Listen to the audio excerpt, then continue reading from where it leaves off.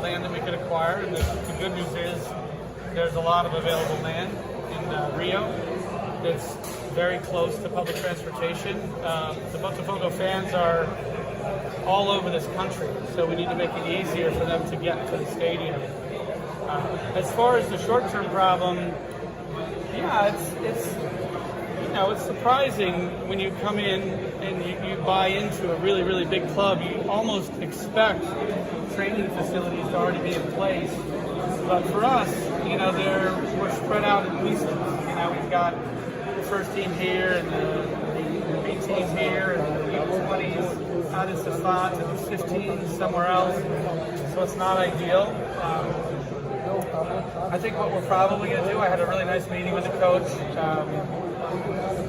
We knew that the facilities thing was a problem when we showed up. We liked Lonier. We love the brothers, right? They're incredibly supportive of Botafogo. There's been some things misreported in the press about them and what they asked for, and I just didn't even want to comment on it because it just wasn't true. They've been nothing but helpful to us. We've been the slow part because we're trying to see, well, is that the right facility where we can bring together maybe first team, upper B team, and then the upper academy team in that place? Or should that facility be what was originally envisioned by the brothers, really for the academy with a true school, an educational school?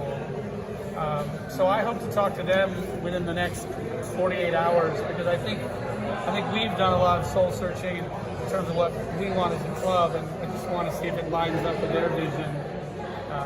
I think it's likely.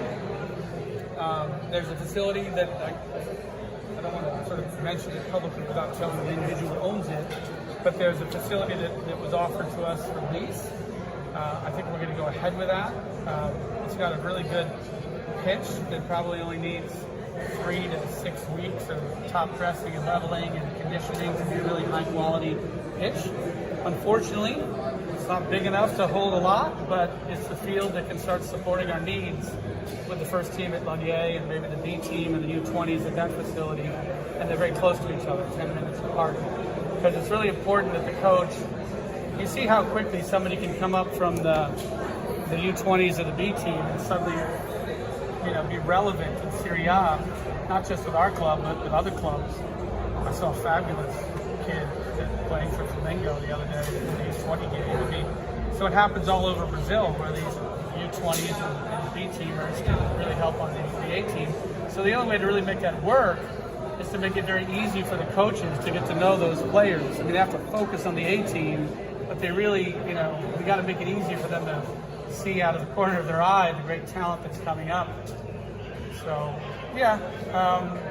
As far as the pitch, I showed the coach the quality of the pitch that we built for our Belgian team.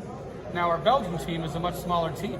It's nowhere near the scale or social importance of Botafogo. But their season ended. I only bought them in December 24th, Christmas Eve.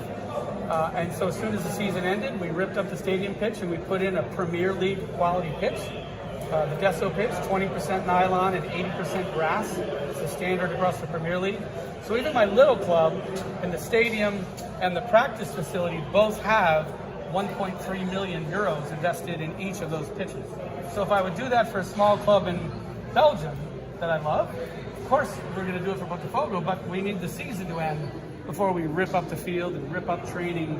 Because, yeah, we can complain as we do, I do, the coach does about the facilities, but you can't really interrupt the middle of the season either. Sorry to go so long on that, but it's been a topic on everybody's mind.